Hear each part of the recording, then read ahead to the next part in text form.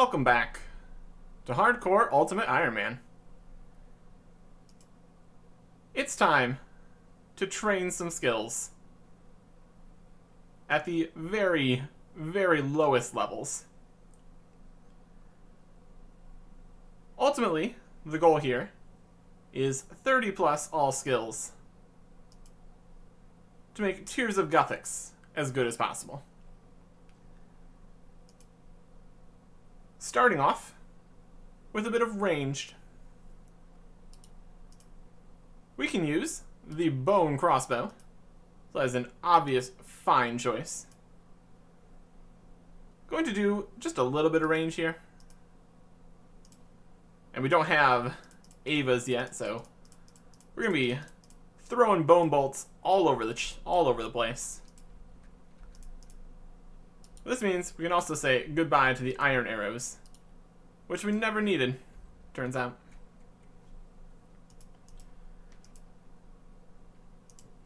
As far as the other equipment that we're going to be using with this range setup,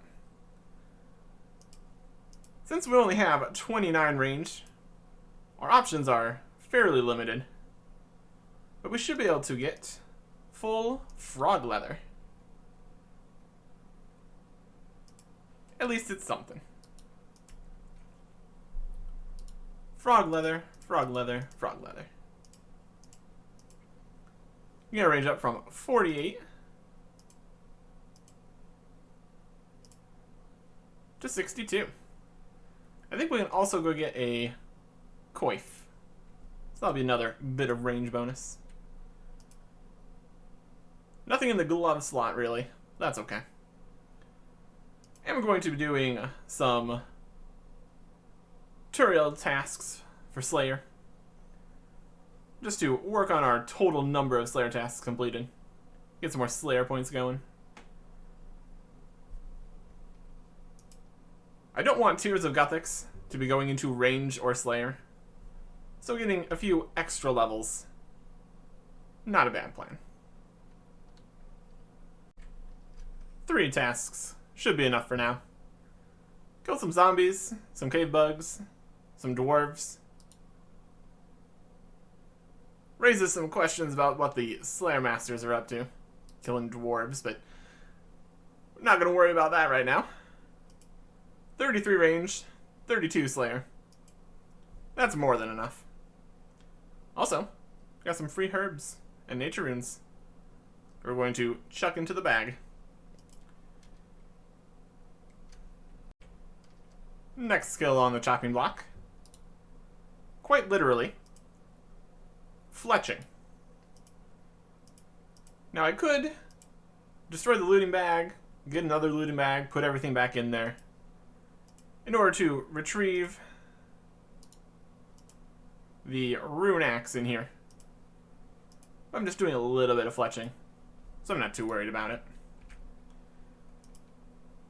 Just gonna make some oak bows. Some to the shop, I guess. Less effort than having to drop everything. But anyways, this is also going to be nice and easy. There is 35 fletching. That's a level for willow bows. So next time we do some fletching, we can just head to willows instead of oaks. For that, we might want the rune axe. I don't really intend to train fletching right now. So that is another skill to a high enough level. Now we just have the level 9s. Let's start with Hunter. Oh boy! Another Dr. Jekyll. Yes, indeed, you can have it, Torstal. Yes, please. Stamina potion. Number 2. That's very good. Very good. From 9 to 15 Hunter. We just did copper longtails. And now we can move on to ruby harvests. There is technically a method here where you do both at the same time. That's a bit more running all over the place than I can really do. I'm just going to drop all of the bird-related stuff that I no longer need and go butterfly hunting. And there is 30 hunter. Could have done a quest that gives hunter XP. Could have moved on to swamp lizards. That is all doing stuff. So getting one more level here wasn't a huge deal. I'm perfectly fine leaving hunter at 30 for now. Tears will eventually get to that. That's okay. We also have the option of birdhouses now on Fossil Island, since we have infinite teleports there. That is also not set up yet, and I would want my axe for that, for chopping the logs for it, so for now, that'll be good. So that just leaves one final skill. Time to train some rune crafting. Of course, we're not going to be training rune crafting by training rune crafting. We're doing some quests. First quest requires some more difficult to get items. So we are here at Nightmare Zone, storing all of our money. Because you can't bring your money into the Alchemist room of Mage Training Arena. We've got the runes we're going to need, except for the elemental runes. So I'm going to Varrock to get those. It still is just so convenient having teleports in the house. It is just really nice. I had to steal from some guards to get money, to get these water runes. But now, that should be everything we need to do a very, very tiny amount of Mage Training Arena. Got our free hat, and we're ready to go. First up, telekinetic. Very straightforward, if slightly annoying. Only need one maze here, and that is 2 telekinetic pizzazz points. It sure is nice only needing to do one of these instead of dozens. But we may very well be back here later. Next up, enchanters. Okay, that one was very quick. Literally walked in, picked up 2 dragon stones, and that's enough pizzazz points. And that is why everyone likes enchanter, because it's very fast and easy. Alchemists. Whenever I get to do more of this, I will definitely be turning off the "this is an untradeable item, are you sure you want to alch it" warning. There is 1 point. So with that, there's only one more room to do, and that is the graveyard. I think we'd be best off dropping these so we can get the maximum number of bananas at the same time. Well, I needed those nature runes, but there we go. 1 point. I guess I can technically keep these nature runes and put them in the bag. No, not open. Yep, they can go in there. And we got 10 coins out of this whole ordeal, so that's something.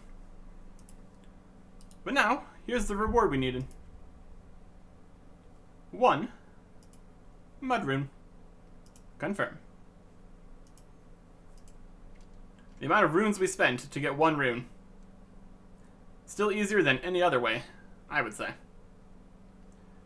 And now we can go get the rest of the things. Another more interesting item we need for this quest. A bucket of sap. Just need a knife a bucket, and an evergreen tree. Easy. Last few items we needed were a couple logs. So now we can come over here to this cave in the Grand Tree and talk to Brimstale. He's got a cute creature wandering around. And there's also more of them all around the stronghold. It just kinda showed up, which is slightly suspicious. He is a magical investigator kind of guy. Doing magic stuff, being magical, down in a cave, as you do. Researches the arcane. I'm a bit of a mage myself, so we're going to look into his research. He's got some cool stuff down here that we can check out. And also has some information on a bit of history. Famous gnomish mages. All sorts of fun things. One mage in particular had some dealings with the stuff he has in here. Light magic, illusions. It was a whole deal. So now, we can start the Eyes of Glofrey. Let's go check out all the cool stuff that he's got in here. We've got a crystal singing bowl, which is inexplicably on a pedestal, surrounded by nothing, maybe? It's either a small pit that's only like 6 feet deep, or an eternal pit to nowhere. Either way, we got a fun bowl over here doing stuff. There's a statue of Glofrey.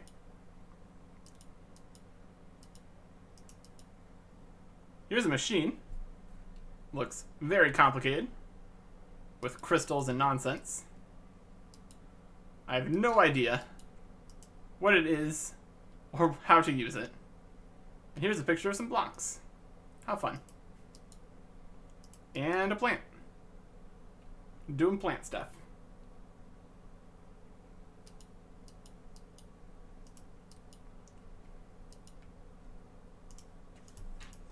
Very interesting. I'm going to talk to Brimstale again. I've had a look in the other room. It sure is something. Possibly of elven make, which is also interesting. We haven't dealt with any elves previously, except for a bit in Waterfall. More things left behind by elves than the elves themselves.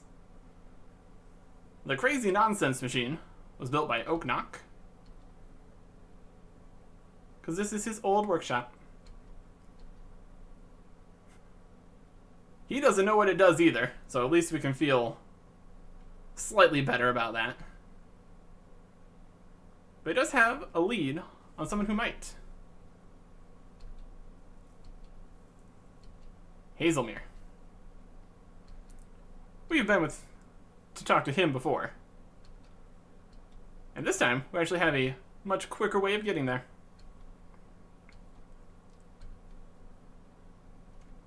Sounds like a good plan to me. So let's go talk to Hazelmere. Fairy rings just really are incredibly convenient. Hazelmere continues to speak his ancient gnomish, which we can't understand. He can understand us perfectly fine. So that's definitely something. Brimstale wants you to answer some questions about history and things that you have seen. Important events and people. And Oaknock. Blah, blah, blah, blah, Oaknock. Blah, blah, blah, blah, blah, blah. It's really difficult here. The language barrier. Sigh. So instead, we're going to use some magic here. Or rather, Hazelmere is going to use some magic here. To talk directly to our mind. We can understand what he's saying, which is a bonus.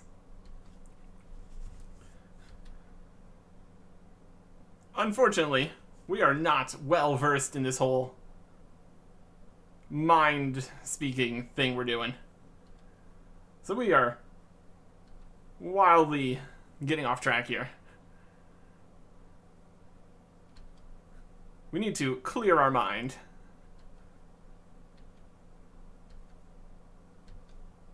We're doing a really bad job thinking about lobsters and pink lobsters, big lobsters with wings.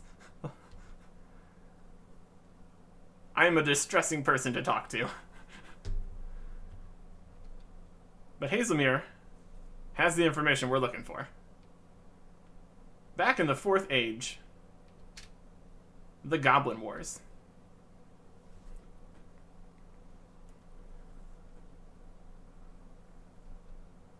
Two armies in pitched battle. Gnomes versus goblins. Not a bad cutscene here.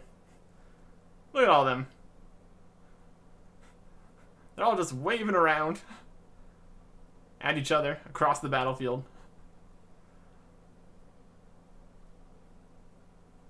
Goblins and gnomes are fairly similar strength, but the gnomes definitely have an advantage here.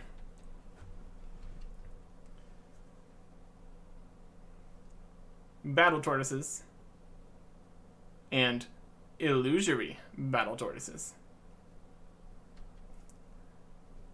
The goblins don't know that these are illusions, of course, so they are running away. A very effective strategy. Against goblins, at least.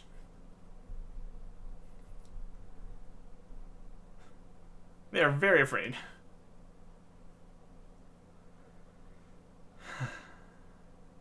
And so the battle was won. A long time ago, indeed.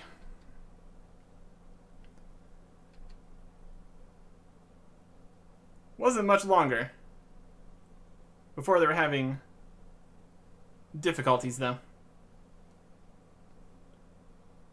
There was once a special spirit tree in the stronghold. But then one day,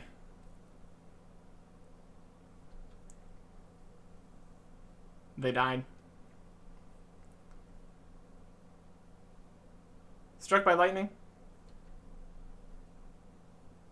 Sliced in half. It was a sad time for everyone involved.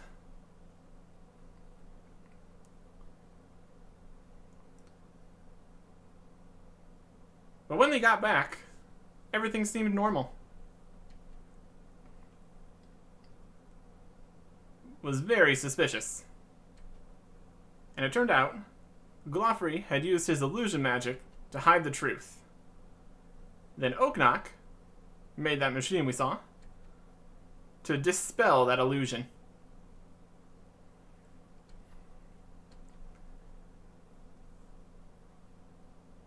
Everybody really distrusted Glofry now.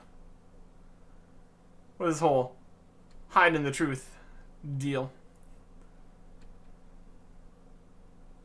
His lies were not appreciated by the king. So he was sent away.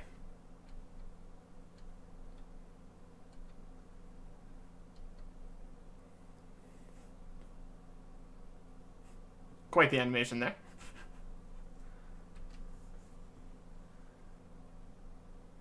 He left to go to a place called Arposandra. I'm sure we'll get there very soon. And that's the last we've really heard of him. Nobody knows where they went exactly.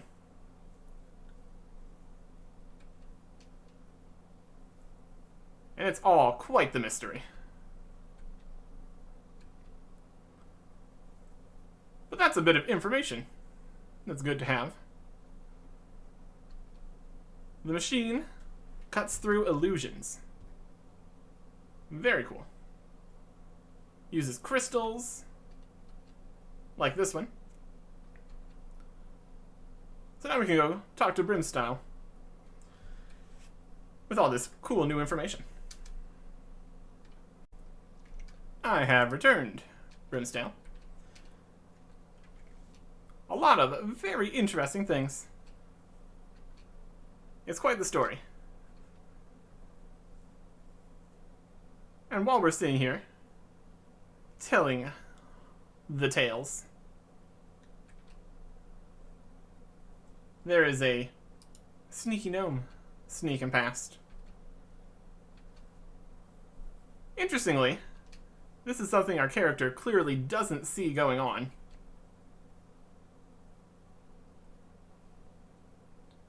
Or maybe we do. Just a little bit. I guess their illusions aren't quite up to snuff. But he snuck in and smashed the anti-illusion machine and quickly escaped before we could capture them. Sabotage. Dun dun dun.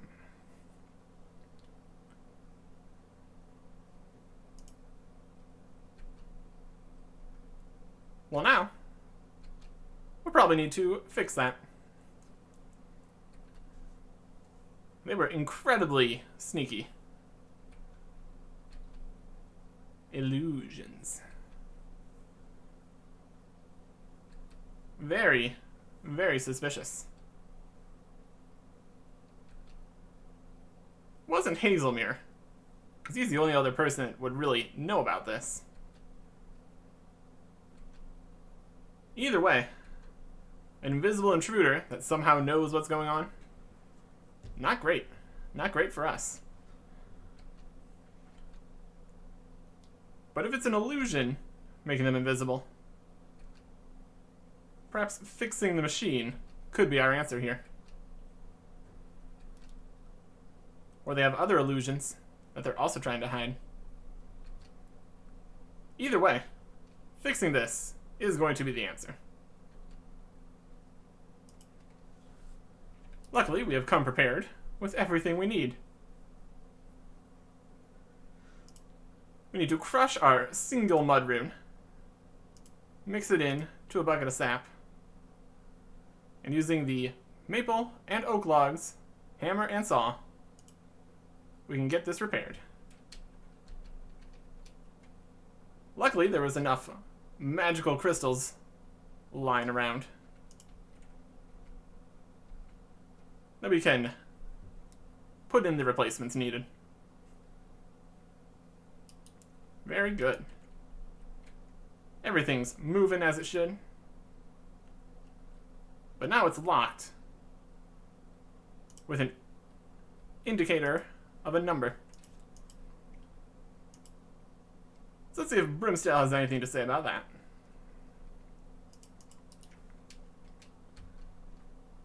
I've got it fixed, but now I need to open it. Some very strange lock to do with the discs. Also, bonus discs. Similar to the one Hazelmere gave us. So let's give it a shot.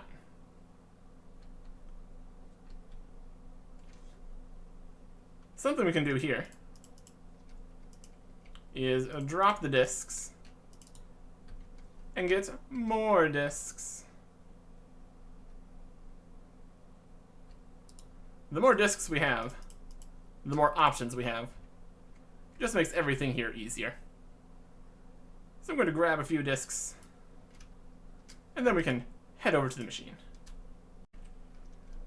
We've got two things to work with here.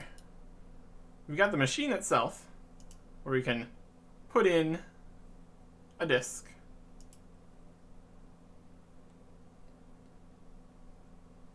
It'll tell us it's not the right disc. So we need to use the exchanger. Put in 1, 2, or 3 discs. Exchange it for different discs.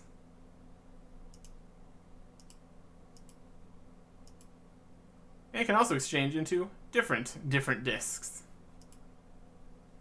So using this, we can put in discs and get other discs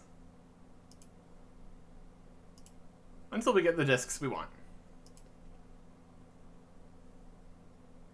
Overall, the color and the shape combine together to create a specific number. Red, orange, yellow, green, blue, indigo, violet is 1 through 7. And then you multiply by the number of sides, or just 1 for a circle. So in this case, a red pentagon is 5. Red pentagon, 5, unlock. Unfortunately, that was just the first lock. Now we need 6, 22, made from 2, and 37 made from 3. So we've got some discs to mess with. Okay, that should be what we need. We've got an orange triangle for the top one, a yellow square, and an orange pentagon for the middle one, and then an indigo pentagon, red square, and red triangle for the third one. So it is active. Very good. Very good job.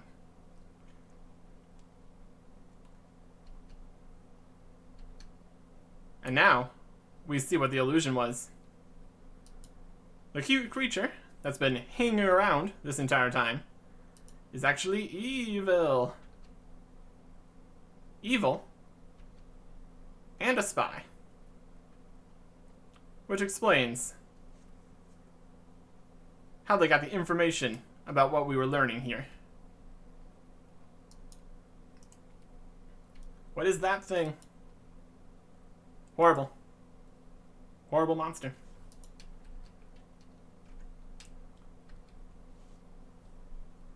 Not so cute, after all. Very, very suspicious.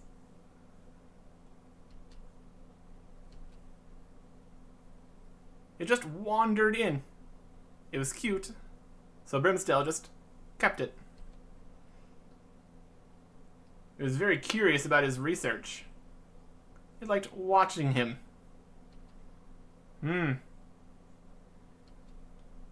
Not good. Not good at all. Also not good that there's others of those around the stronghold. With the king by the gates.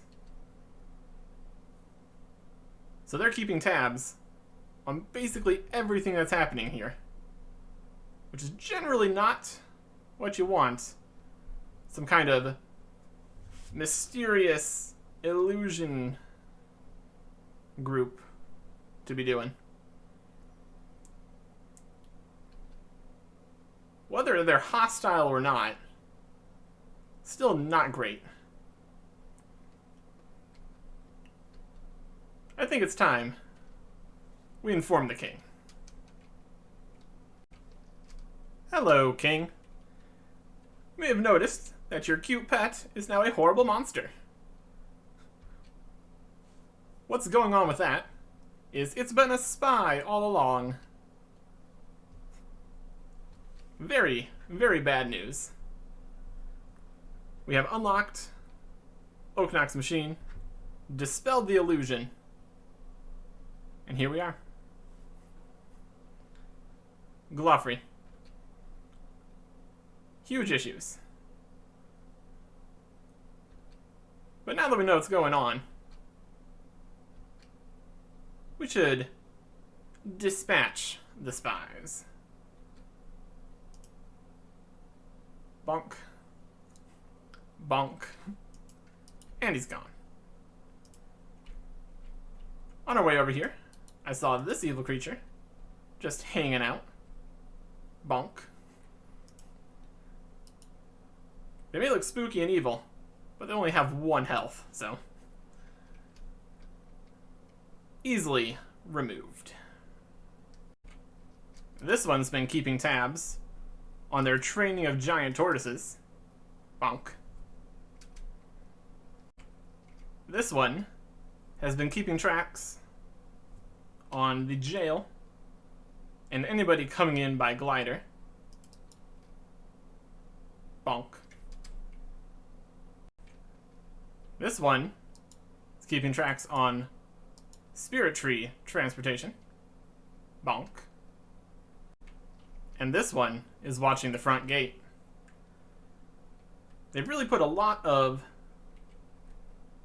their spies watching anybody entering or exiting the stronghold, keeping tabs on what everyone is doing. It says we've killed all the creatures, but for whatever reason there are 7 spawns and you only kill 6. Because we never killed the one that was hanging over here with Brimstale. We should probably check on that to make sure nothing weird has gone on. Apparently sometimes Brimstale is the one that kills the creature. It looks like he's managed well enough. So we return to the king. All the spies are dead. There were 6 and or 7 of them. But that takes care of that problem. It does raise the question of what they're going to be doing with the information that they did gain.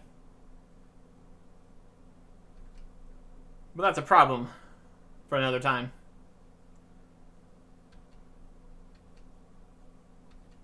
For now, our job here is done. And for our rewards, we get a small crystal seed and a bit of experience. 2 quest points, 12,000 magic, 6,000 rune crafting, 2,500 woodcutting, 250 construction. That consists of a total of 90 quest points. And also 23 rune crafting. And that's it. The 250 construction experience is very negligible at this point, but the reward is not.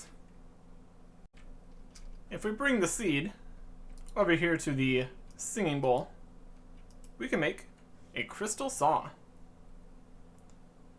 This allows us to build things with 3 higher construction level, as long as it's something that needs a saw.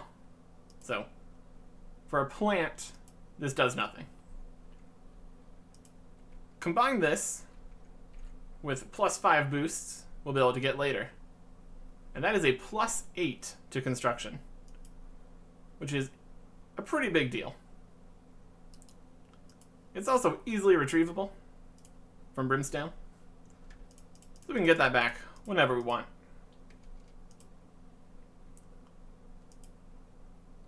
Now, we can do another quest for more rune crafting. The next quest has a much smaller list of things that we need. And the only one we can't pick up during it is a bucket of water. We start here with Wizard Purston. They're just out here, being a wizard in Alcarid. Not a typical place we find wizards. That's okay. They are a leading researcher in teleportation magic. Very exciting.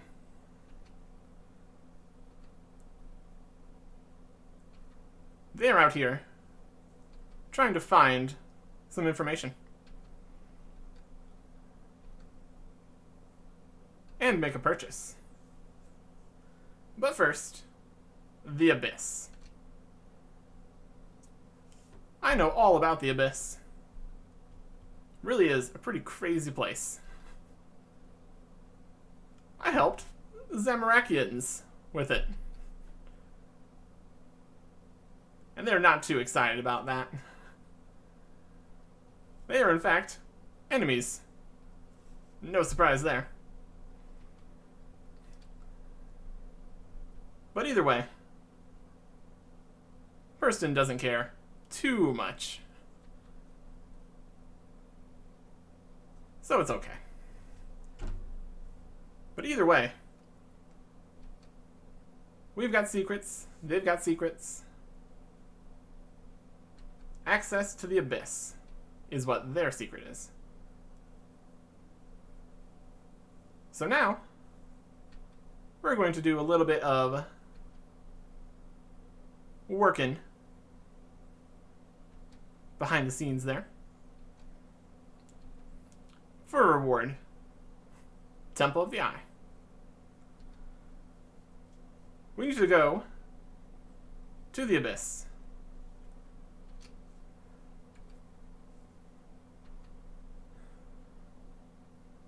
And get them access. Get everything more balanced out here.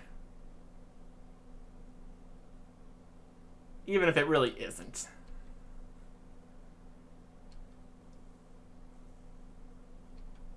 Wizard person bought this cool amulet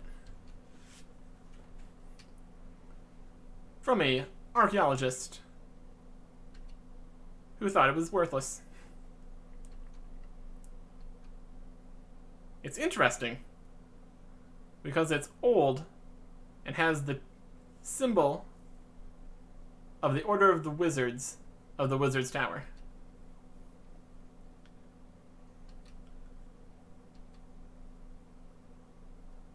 Which is peculiar because it predates said Wizard's Tower. It also has peculiar magics of Rune Essence and the Abyss, which changes a lot of what we know about how rune crafting has happened in the past.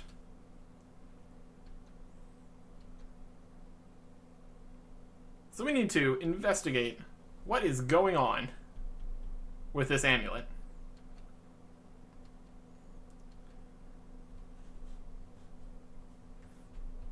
We need to trace the magic of the amulet, but that only works in the Abyss. I have access to the Abyss via the ZMI. So we are going to be going, sort of infiltrating them, and trying not to tell them exactly who we're working with, like we did at the start of this conversation. So we need to take this amulet to Varrock.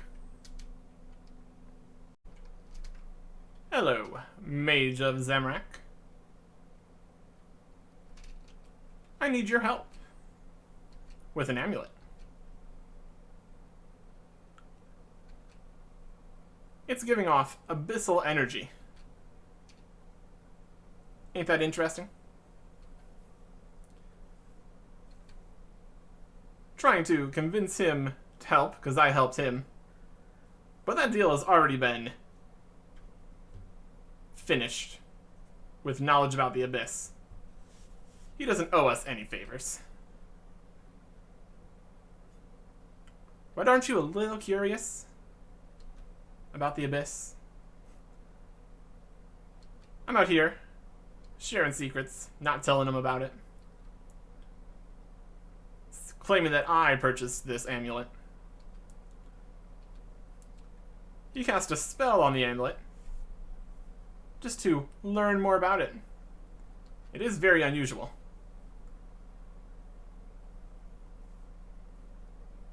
But a favor for a favor. He wants a strong cup of tea from the local tea seller. Also, his name is Herbert. Ain't that something? We already have the bucket of water we need for the other thing he wanted. So we can just run up here, talk to the tea seller, and get some strong tea. It's for Herbert. We got another secret here. Very important. The strong tea is just a regular tea.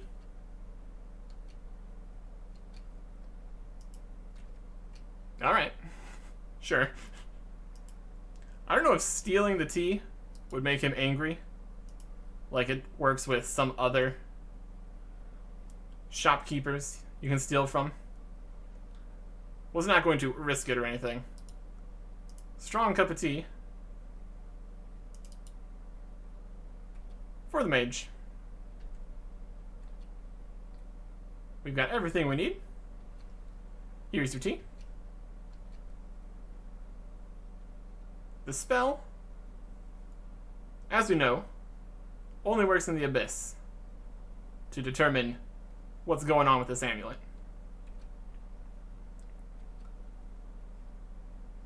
We could just meet him in the wilderness to get teleported. Or we can do this one time in Varrock. Also, the bucket of water is to give the initiate in the Abyss a bath. We just throw water on him once we get teleported in here. A one-time opportunity.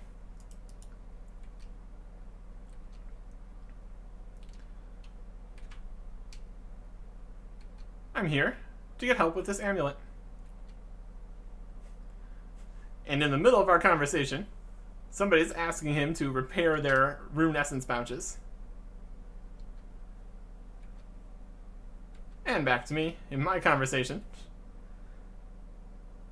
Meanwhile, with all these conversations interrupting him from other conversations, he needs to concentrate on keeping this rift stable, or it'll explode everything? Possibly? It's not clear. He hasn't messed it up yet. And we're going to get on his good side here by throwing a bucket of water on him. Anyways.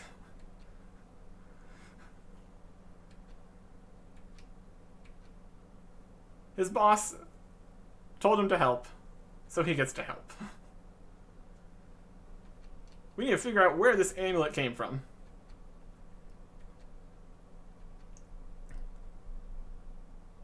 But it's not going to be quite that simple, of course. We need to activate these energies in the correct order. Not Earth. Not Cosmic. Fire is first. Not Cosmic.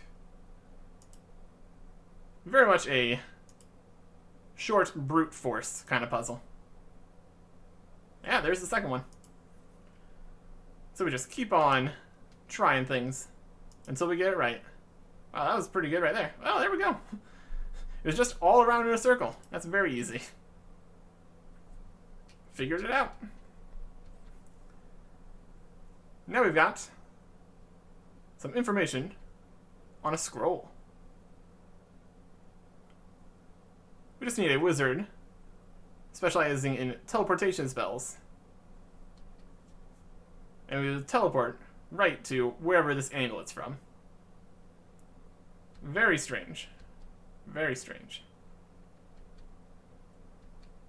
Here's the incantation. I have no idea what it says. So we will return to the teleportation expert wizard that started this whole thing. I return victorious, with information in hand, to Wizard Purston. We've got the incantation of where it is. She's made a copy of it. Thinking up a plan here. 3 more... something. They couldn't say no. Now she's figured out what we must do next. But first, a theory. With the different magics from the amulet, all the information hit her. An ancient teleportation matrix, similar to the one in the Abyss. If we get access to this matrix, that is a very big deal.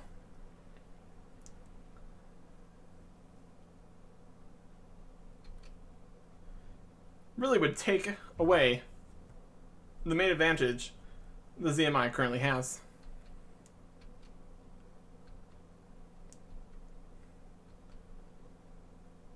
She cast a spell, disabling a locating spell that the Zamorakian mage said was just examining it. They were going to try to track down what we did with this, but they're no longer going to get the correct information back.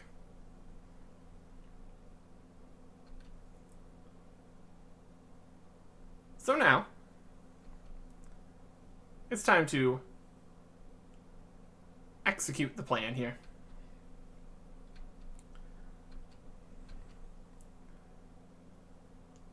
We need help from additional wizards. Unfortunately, I'm not good enough. So we're heading to the Wizard's Tower, of course. We need to talk to Cedrador, and she'll be joining us soon. Also bonus, free teleport. It's not too bad to get to the Wizard's Tower. There's a fairy ring out back. But I will take any free teleports I can get. Just makes my life easier. We've got an abyssal incantation written on red paper. Very clearly Zamorakian. But I'm sure he's fine with it. I've got an incantation. Potentially to a teleportation matrix. Access to runic altars. All very important. From Purston. They apparently disappeared for quite some time and just showed up with this amulet. They've done strange things before, so I'm sure it's fine. We need more wizards. Here's my clearly Zamorakian incantation. Yeah. It's written on flesh instead of parchment. That's a pretty dead giveaway. Does make it difficult to trust the information we're gaining here. But either way,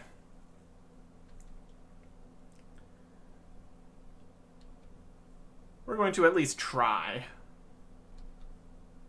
It's a big deal to have a teleportation matrix.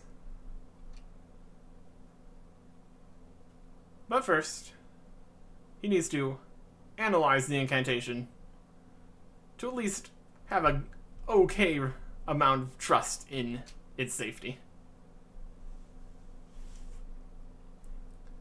So while he does that, we're going to go try to recruit Treyborn's apprentices to help out. Sounds like a plan to me. I really don't know if Treyborn should have apprentices. He's a little bit scatterbrained sometimes, it seems. Talking about thingamywhats. And they're having a party. Or not. It's a party of sorts. A study party. I need your apprentices, please. Not until we're done with the party. And by party, he of course means the study party.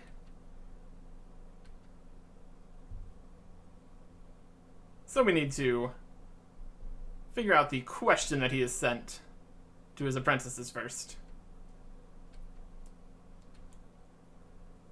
They just have to figure out what a thingamywhat is. What? Precisely. We can figure this out together.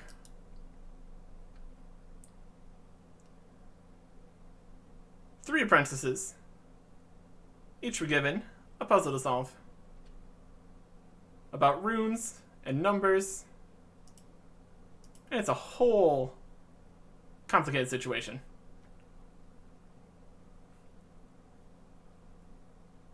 It seems like there's not enough information to even answer the riddle. But if we talk to all of them and get all the information and put it all together, we can figure out that a thingamywhat is 11. This was an exercise in teamwork, where he said that only the first person to solve it would pass. But he forgot about that.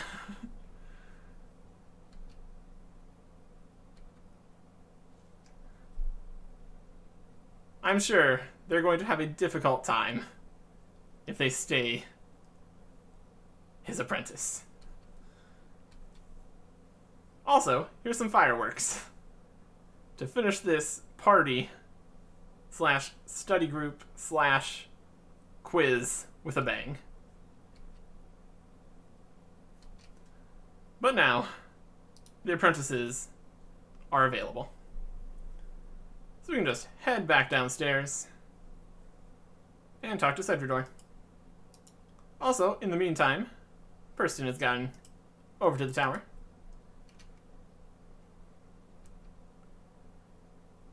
And we are ready to go. The incantation seems safe.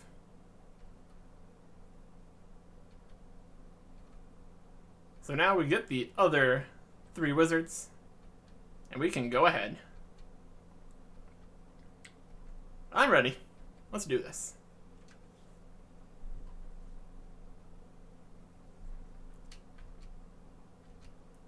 Four wizards to open a portal down here in the basement slash Cedrador's office slash bedroom.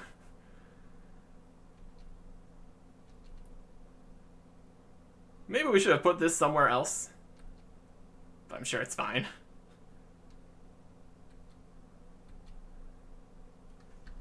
Now all of us want to go through the portal, but Cedrador wants to keep the apprentices here.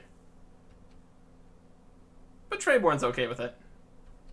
So everybody gets to go on a portal adventure to wherever this is.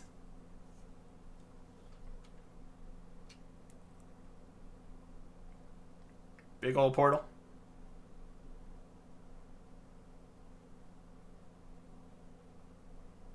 Walking out. 4 wizards and me. We are on the seafloor. Somehow magically able to breathe here, which is nice. We got a bunch of crazy stuff here. So just south of Mauritania. Let's have a look around. We got statues. We got kelp. If there's kelp here, I don't know if we're technically underwater then. It's all very mysterious. The statue is of a justiciar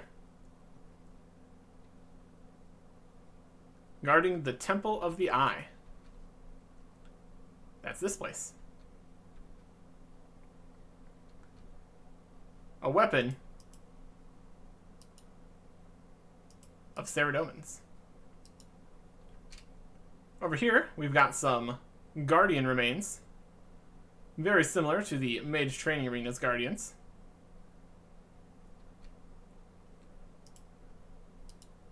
And out back this way, we got some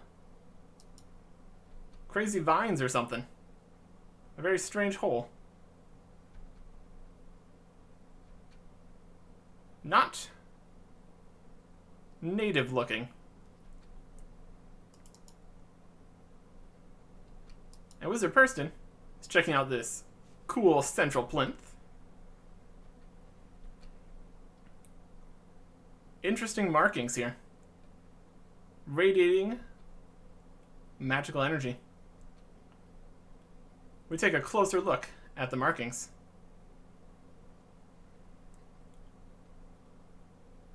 We're walking through a dream world, a vision, to a mysterious stone. Or hear a conversation from ancient Ceridomanists talking about the Eye and how other forces seek to obtain it.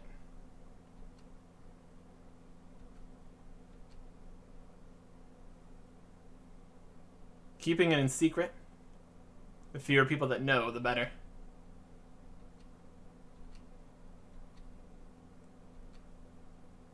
Joss. What's that?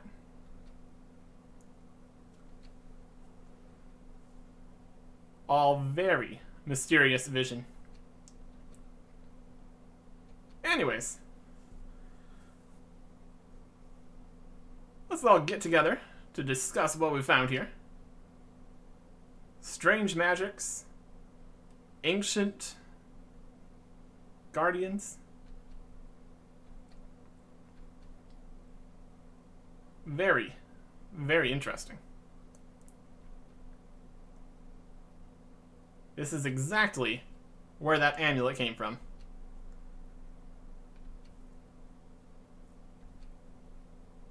So that means it's a teleportation matrix.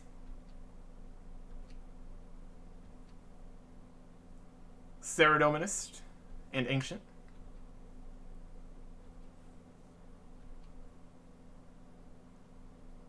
Very little is known about this part of history at this point. Abyssal energy. All very interesting. Power from the abyss to create the portals here. And the power of this eye and the rune guardians to make massive amounts of runes.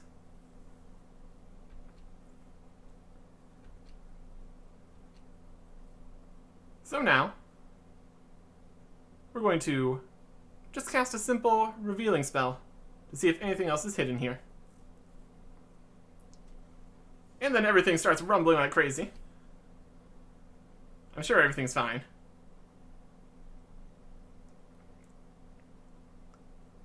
And then things were not fine, because there's a giant portal over here. And then it sucked her right in. Also, here come terrible creatures from the abyss. Apprentice Cordelia did a solid strike there. Also, here's a Great Guardian. We have to hold back the abyss.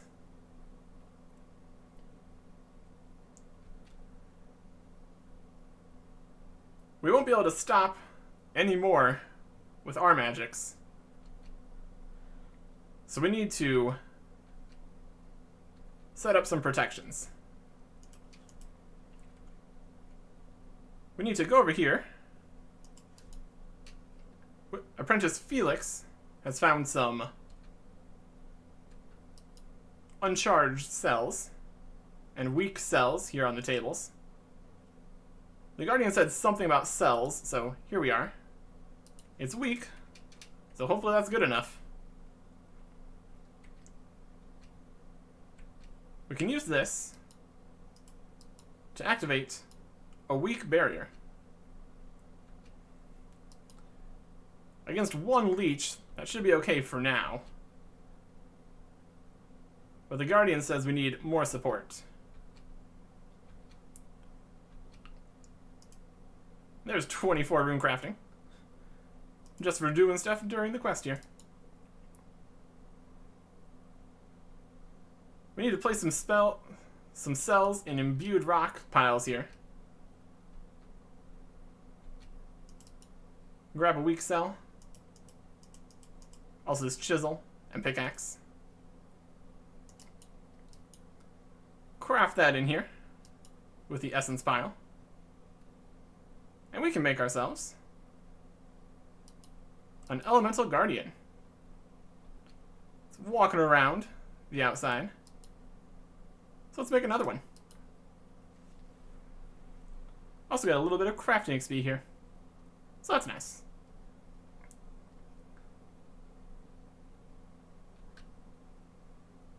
With these two guardians, we should be able to hold off the abyssal intruders a little bit more.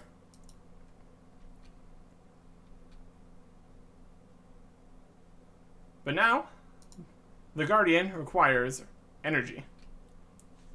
Not from the cells, but from the other Guardians. Mine the fallen Guardians. We can do that. There's over here. In piles. We got parts, we got remains. We got huge remains down there. We just need a few of these fragments here. And that'll be enough to make some more progress.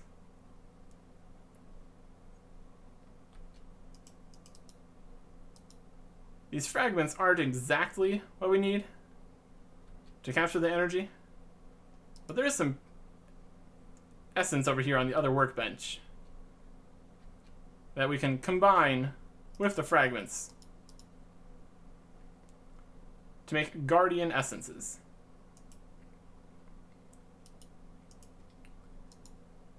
This should be good enough to use with these guardian altars to capture some runic energy.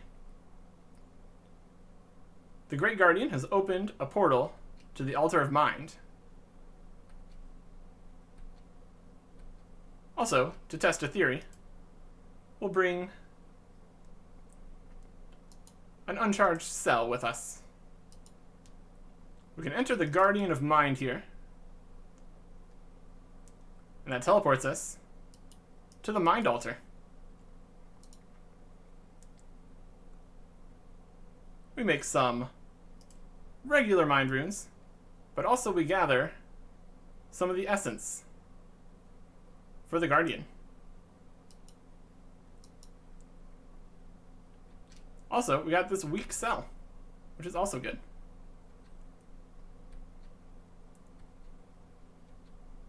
Now we can use this to repair our barrier a little bit and charge up the Guardian. 25 rune crafting. But now we need more energy. So we're going to repeat the process again, but this time to the water. We just need to mine up a bit more of the Guardian remains. Just a little bit of mining XP from this. Nothing super crazy. But it does stack though, so that's interesting. Probably not a method for mining it or anything. Just some token experience. Also, we can come over here, get a bit of crafting experience for turning the essence in. But then that is non-stackable, so it's not a super crazy AFK mining and crafting method or anything. Over at the water altar, we get a medium cell, water runes, elemental energy, and a portal talisman of water. Still need more. 26 rune crafting.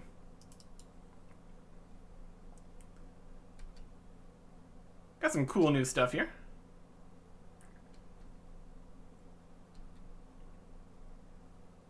We'll use the medium cell to make a new Guardian. Stronger than the weak Guardians we made earlier. Bit more rune crafting and crafting XP. And there they go. To go fight.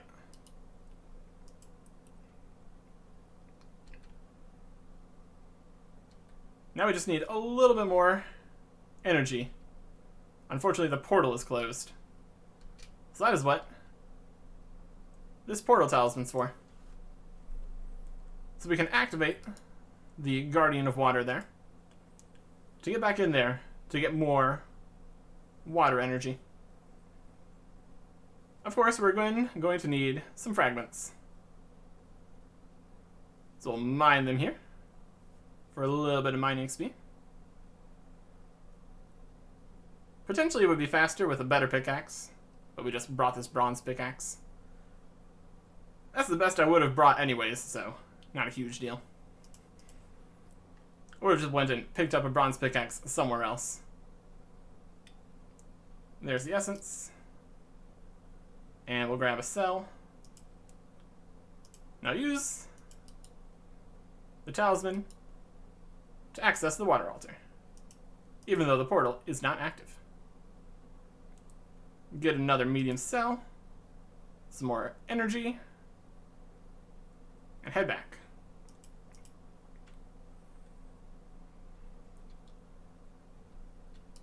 Use this new medium cell to power up the barrier even more than previously. Now it's a nice medium barrier. Then we throw the last of the energy to the Guardian, and he can close the rift. Very good. Problem solved. For now. That is a place in the abyss known as the Scar. It will constantly open, and we have to fight to close it again.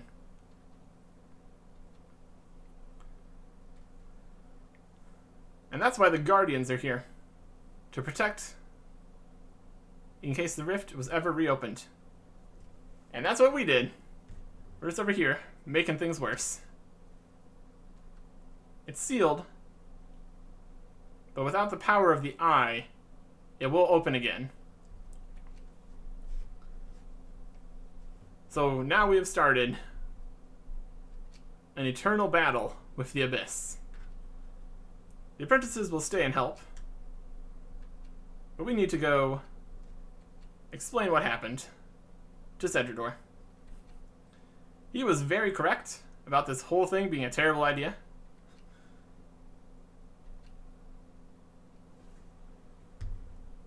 We found a temple, opened a portal to the abyss. Person is gone. So now, the Guardians of the Rift will have to fight to keep control. An absolute disaster all around.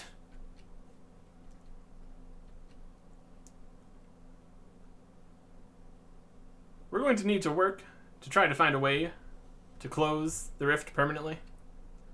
But in the meantime, they'll take all the help they can get.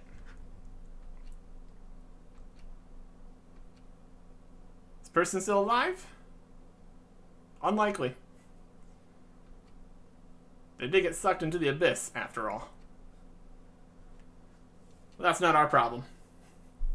5,000 runecrafting experience, Temple of the Eye access, and a medium pouch.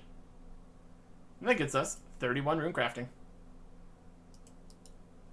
Here's the portal. We can come back down in here. All sorts of fun times here. A very, very decent way of training runecrafting later.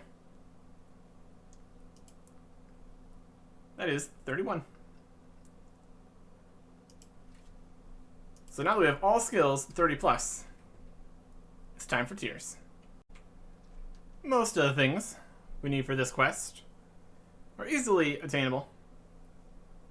Last item we need here is the Bullseye Lantern, which we got from stealing from this cave goblin here. We need to get a sapphire to put in here.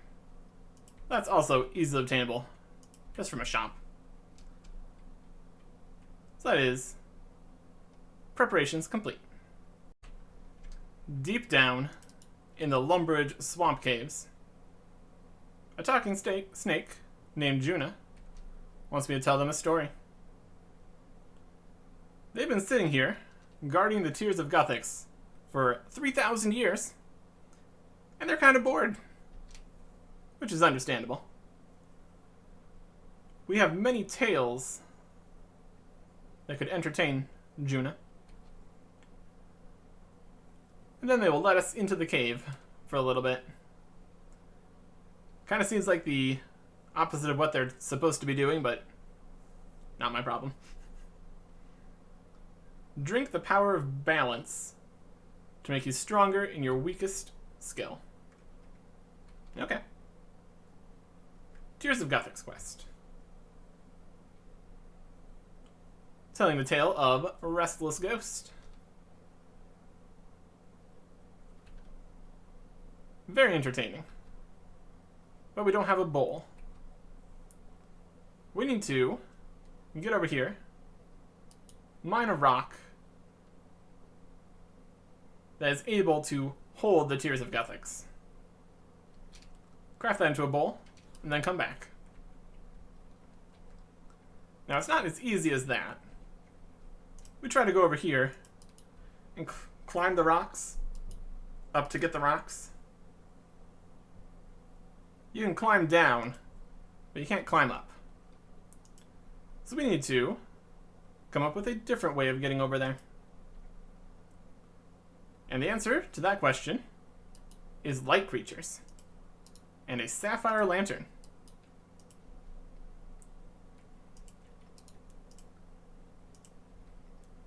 We attract the light creature and then hop on and get floated across the cavern. This is totally safe. Totally safe. And we're just dropped off on the other side where we can get to the rocks. We got our bronze pickaxe again. Get a magic stone, craft it into a bowl, and we're good to go.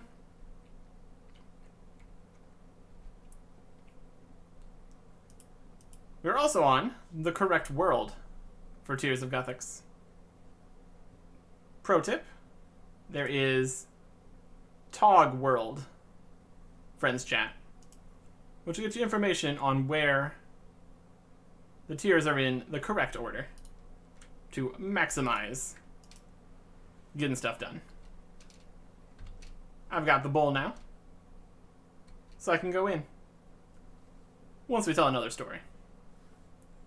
Also, 1,000 crafting experience. Very short quest, all things considered.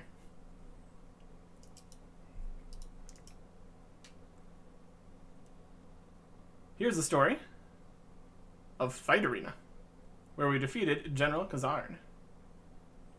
Now we can head inside.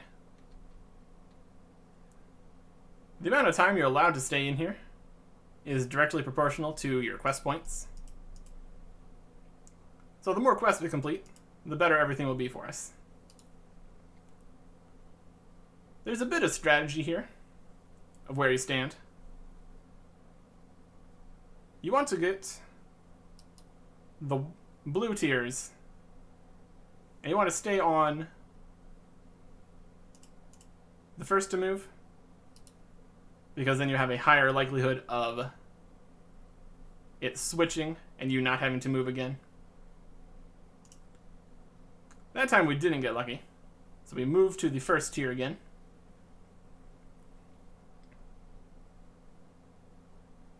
And this time, it came straight to us. Since we have a pretty low amount of quest points, we don't get to stay here for a huge amount of time.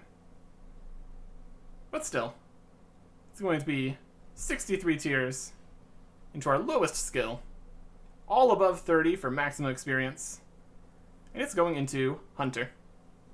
3,700 XP. And now it's level 32. If you look at our other skills that we have 2 level 31s in Herblore and Rune Crafting.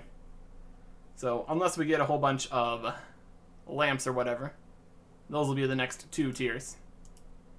Then we got stuff like Hunter and Slayer at 32. Range is a bit higher already, 33. Fletching's higher. Farming's also a bit low too, but high enough at this point. So that means we can come down here and do Tears of Guthix every week for a bit of bonus experience in some of our lowest skills, which is going to be very nice. We also don't need any of these anymore, or maybe we do. I mean, I don't think we need a light source here. Yeah, because I come down in here without a light source by teleporting in. So we come out here, drop all this stuff we don't need. I'll take the Draman Staff, though.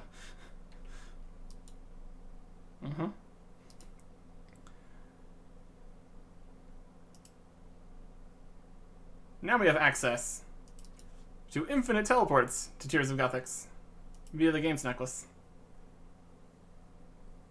And yeah, the light creatures produce a very low amount of light here, but it's enough. So that is that completed. Also, significant amount of total levels here. Getting stats from level 9 to 30 plus. 12 total. Not bad at all.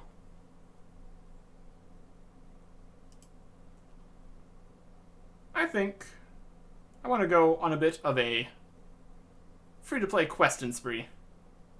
Just to chunk out some of these, and for all the free quest points that'll help with future tiers.